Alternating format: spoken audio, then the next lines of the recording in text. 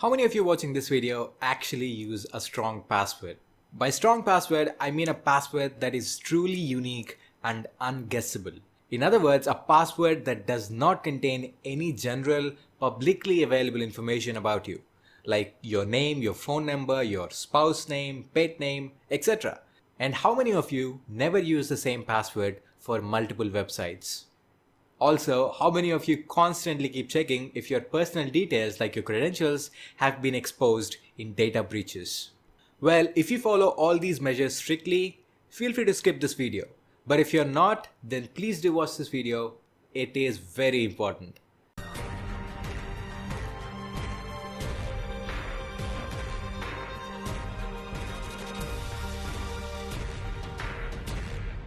Let's say your name is Chandler Bing and your wife's name is Monica Geller.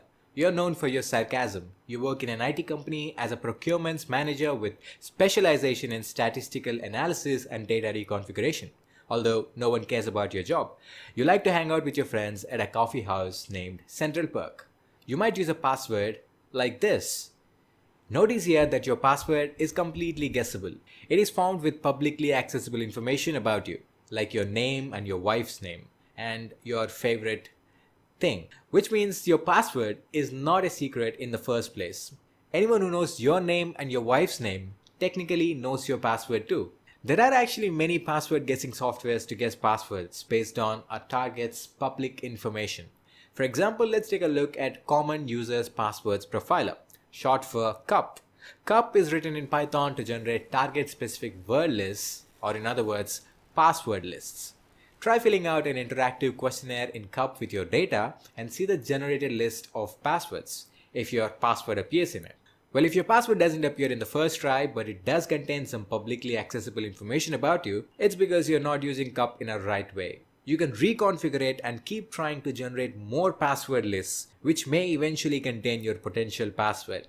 Most of the security incidents on the internet occur due to weak passwords that are easily guessable. I mean, your social media profiles alone would in most cases give away a lot of your data, which you might have used to frame a password. So how difficult do you think it is for hackers to guess a password? I mean, to just use a password guessing software to guess a password based on your public information. What makes it even more worse is if you're using the same password for multiple websites. So if someone figures out what your password is on one website, they can use the same password on all the other websites too. You just made things easy for the hacker. You say you're not the type of person who uses weak passwords that contain your public info.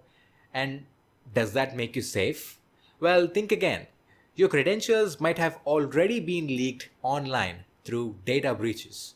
A data breach is when hackers manage to get access to a website's database and steal all the data. They may later sell this stolen data on the dark web or simply make it available for free. If you happen to be the user of a website that got breached, it means even your data that you put in that particular website is included in the breach. This data may contain your username, password, phone number, email ID, and other crucial assets. To check if any of your data is included in any of the breaches that occurred until now, you can go to haveibeenpwned.com and just enter your email address. This will tell you where and how many times your data associated with that email is leaked and what type of data is leaked. You can further search for PwnedDB on Google, and using this web interface you can even see your plain text password that is leaked in a data breach. If you happen to be a victim in a breach, the first thing you need to do is obviously change your password on all the websites where you're using the leaked password. However, new data breaches are leaked on the internet very often. And the best way to stay updated and get notified whenever your data is included in new leaks is to use Firefox Monitor. It is maintained by Mozilla and you can simply sign up, and every time a breach that contains any data that is associated with your email is leaked on the internet, you will get notified. So the lesson learnt so far. Your password, which you think is very much of a secret, might actually not be a secret at all. In this video, I tried to emphasize on the fact that it is very easy for hackers to get their hands on your password. So what are the best practices to keep your password safe and protect yourselves online? Well, the best way would be to use a password manager. By using a password manager, you can generate a strong random password for each website you use, and you don't even have to remember this password. You just have to remember your master password, which you use to unlock all your other passwords on your password manager. But you might ask, what if my master password is exposed? Well, it's your job to keep your master password safe. Do not form your master password with your public information. Use some random alphanumeric strings along with some special characters that make no sense so that it is very hard for hackers to guess your password. By heart this master password so that you do not forget it, and do not save it anywhere on your computer or on the internet.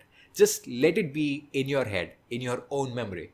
And ladies and gentlemen, this is in fact the best way to use passwords and make sure that your passwords are never leaked or guessed. Also make sure you use two-factor authentication wherever you can, so that even if someone has your password, they won't be able to get in unless they enter that special one-time password that is sent to your email address or to your mobile number. But most importantly, do not use the same password on multiple websites. So thanks for watching. Hope you learned something new. If you do like this video, do not forget to leave a thumbs up below. And if you're not yet a subscriber, please do hit the subscribe button now and also turn on the bell icon to get instant updates from my channel. So I'll see you in the next video. I guess until then, cheers.